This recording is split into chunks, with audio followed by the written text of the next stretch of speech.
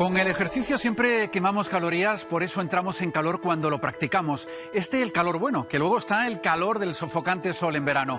Malo para la piel y malo para los alimentos que necesitan frío, la comida refrigerada o congelada que tan mal se lleva con el calor, como nos van a explicar Beatriz Robles y Mario Sánchez, expertos en nutrición y seguridad alimentaria, porque romper la cadena de frío, como decís los especialistas, es sinónimo de peligro, Beatriz.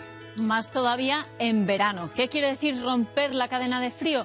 Bueno, la cadena de frío consiste en mantener la temperatura de los alimentos según lo que requiera cada uno, a refrigeración o a congelación. Y desde el primer momento, desde el origen de la materia prima, a lo largo de todo el transporte, la distribución, el punto de venta, el camino hasta nuestra cocina, hasta el momento en que lo cocinamos. ¿Qué pasa si se rompe esta cadena de frío? Si son alimentos congelados y subimos la temperatura por encima de 18 grados bajo cero, va a haber pequeñas descongelaciones, se vuelve a recongelar y se recongela en forma de cristales grandes. Cuando descongelamos, la calidad va a ser peor. En cambio, con los alimentos refrigerados, si subimos por encima de 4 grados, los microorganismos empiezan a reproducirse, vuelven a coger esa velocidad de crecimiento que hace que puedan alterar el alimento o, lo que es más importante, que los microorganismos patógenos nos puedan producir una intoxicación alimentaria. ¿Y cómo sabemos si esa cadena de frío se ha roto o se ha perdido en algún momento, Mario? Bueno, aquí hay que hacer dos diferencias, ¿no? Porque depende si el alimento es refrigerado o congelado. En el primer caso, Jero, de los alimentos refrigerados, puede ser un poquito más complicado percibir visualmente, ¿no? Con pruebas, digamos, en el momento, si el alimento se ha llegado a romper, ¿no? Esa cadena de frío. En cambio, con los alimentos congelados sí que tenemos pruebas evidentes. ¿Alguna vez os ha pasado esto de ir al supermercado y vemos que la bolsa está hecha un bloque, ¿no? Está muy apelmazado, como vemos aquí en el caso de los guisantes que tenemos aquí en la mesa? Eso es una prueba inequívoca de que el alimento ha perdido un poquito de agua, es decir, debido a esa subida de temperatura, ha perdido agua y luego se ha vuelto a recongelar, ¿no? Y aquí estamos ya ante un problema. También podemos percibirlo en algunos envases de cartón, cuando vemos que están húmedos, ¿no? Suele ser una capa interna de algunos productos congelados. Sería otra de las vías que tenemos para detectar esto, que desde luego pues vuelve nuestra comida insegura. Pues si el alimento está en perfectas condiciones cuando nos lo venden, ¿verdad? No vayamos a fastidiarlo a la hora de comprarlo, que es cuando nosotros nos hacemos responsables. Empezando por el orden de la compra, que no puede ser cualquiera. Lo primero que tenemos que meter en el carro son los alimentos envasados, como las conservas, lo que encontramos fuera de las cámaras de refrigeración y congelación. Lo segundo serían los huevos. Vemos en el supermercado que están a temperatura ambiente y este es un caso particular porque en casa los tenemos que meter en el frigorífico. Esto se debe a que las oscilaciones de temperatura hacen que se condense agua sobre la cáscara y ese agua facilita la entrada de microorganismos. Así que para evitar esta posible condensación de agua, lo que se hace es que en toda la distribución se mantiene a una temperatura por encima de la temperatura de refrigeración, es decir, a temperatura ambiente, pero lo que es más seguro cuando llegamos a casa, que ya no va a haber estas oscilaciones de temperatura, es meterlos en el frigorífico hasta el momento de cocinarlos. En tercer lugar, meteríamos los alimentos refrigerados, como por ejemplo los yogures. Y en cuarto lugar, los alimentos congelados. Y tengamos en cuenta que minutos que pasen los alimentos refrigerados y congelados fuera de esas cámaras, minutos que le estamos dando para que suba la temperatura y minutos que tienen las bacterias para empezar a reproducirse. Lo importante es que dejemos la visita al supermercado para el final, ¿no? Que hagamos la compra y que después lleguemos a casa y metamos cuanto antes los alimentos, primero al congelador y después al frigorífico, ¿no? Los que lo requieren. En este caso es importante que lo hagamos a la mayor brevedad posible y también, si podemos, pues podemos utilizar estas bolsas isotérmicas que nos ayudan a mantener la temperatura, ¿no? Para que nuestros alimentos lleguen cuanto antes del supermercado a casa y que lo hagan de forma segura. El calor ya hemos dicho que no le gusta a las bacterias, pero ¿por qué no quieren el frío, Beatriz?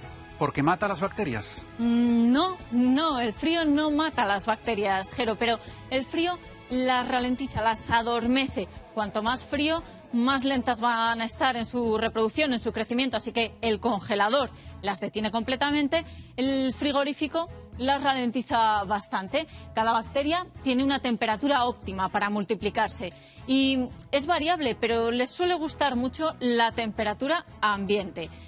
Cuando vamos subiendo esa temperatura, por ejemplo en el cocinado, empezamos a destruirlas porque el calor no lo soportan hasta llegar a esa temperatura de 70 grados que consideramos que es segura porque más o menos ha destruido todas las bacterias. Pero entre esas temperaturas extremas, de la congelación por un lado y la cocción, el cocinado por otro, tenemos toda una gama de temperaturas entre las que está la temperatura ambiente, la temperatura de 20-25 grados que hay en nuestra cocina, que tanto le gusta a las bacterias y tampoco le gusta a nuestra salud. Entonces, ¿dónde descongelamos un alimento cuando vamos a consumirlo si no se puede dejar en la encimera, Mario? Es una gran pregunta que muchas veces la gente tiene muchas dudas con esto. Lo ideal es pasar del congelador a la nevera, es decir, hacer un cambio de temperatura gradual para respetar mejor la estructura y los nutrientes del alimento. De esta forma estaremos llevando a cabo una descongelación segura. A ser posible, lo debemos hacer en los estantes inferiores del frigorífico, en este caso, para evitar que esos jugos, esos exudados que a veces tiene la carne y el pescado, puedan contaminar otros alimentos. Adicionalmente, podemos utilizar envases cerrados o bolsas cerradas, ¿no?, para evitar que esto suceda. Y sobre todo, en el caso de que tengamos una urgencia, ¿no?, se nos haya olvidado esto de descongelar la nevera porque requiere cierta preparación, podemos utilizar el microondas. Jero, el microondas, aunque tiene muy mala fama, es un electrodoméstico totalmente seguro, que eso sí, provoca cambios mucho más bruscos y no es tan respetuoso con esa estructura del alimento. Sin embargo, mientras alcancemos esos 70-75 grados centígrados en todo el producto, para ello podemos remover, ¿no?, a mitad del proceso térmico, estaremos garantizando una adecuada descongelación que también nos puede servir y sacar de un apuro. Importante, por lo tanto, es la temperatura. Importante también, como estamos viendo, que planifiquemos bien lo que vamos a comer cada día para descongelar y calentar con tiempo suficiente y no andar improvisando con las prisas, ¿no, Beatriz? Planificar para hacer la lista de la compra, planificar los menús para saber lo que vamos a cocinar. Si vamos a congelar alimentos, hacerlo lo más frescos posible. Si venimos con alimentos crudos del supermercado, congelarlos tan pronto como lleguemos a casa. Si se trata de alimentos cocinados, en el momento que baje la temperatura, los cocinamos. No dejamos las sobras varios días dentro del frigorífico.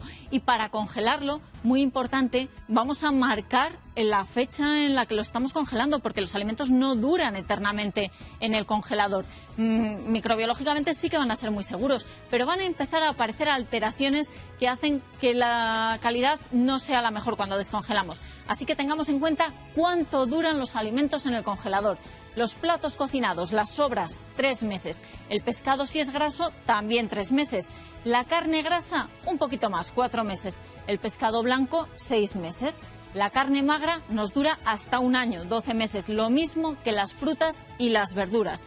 No nos vamos a acordar de cuándo hemos metido todos estos alimentos en el congelador. Muy importante, marcar la fecha en la que los metemos. Muy interesante, planificar y planificar, está bien claro. Pero ¿y si nos pasamos de planificar, descongelamos comida además y luego no la tomamos, Mario? ¿Se puede volver a congelar? Como norma general, no. Es decir, es una premisa básica en seguridad alimentaria. Cuando descongelas algo, es mejor que no lo vuelvas a congelar, porque si ahí había bacterias, ¿no?, pueden volver a crecer y reproducirse. Recordemos, como decía Beatriz, que las bacterias quedan paralizadas. Su actividad se para, pero luego continúa. En cambio, sí que hay una excepción, y es si, por ejemplo, usamos ingredientes. Imagina, Jero, ¿no?, que utilizamos cebolla que está cortadita en trozos o pimiento para hacer un guiso que previamente hemos congelado. Ahí sí que podríamos volver a congelar después el guiso, porque estamos aplicando un tratamiento térmico. Es una excepción, pero al margen de eso, cualquier alimento descongelado deberíamos considerarlo de consumo inmediato para evitar incurrir en este tipo de riesgos. Y eso ya no depende ni del fabricante ni del vendedor, sino de nuestra responsabilidad como consumidores para no poner en riesgo a la salud ni tampoco tirar comida con lo cara que está de más.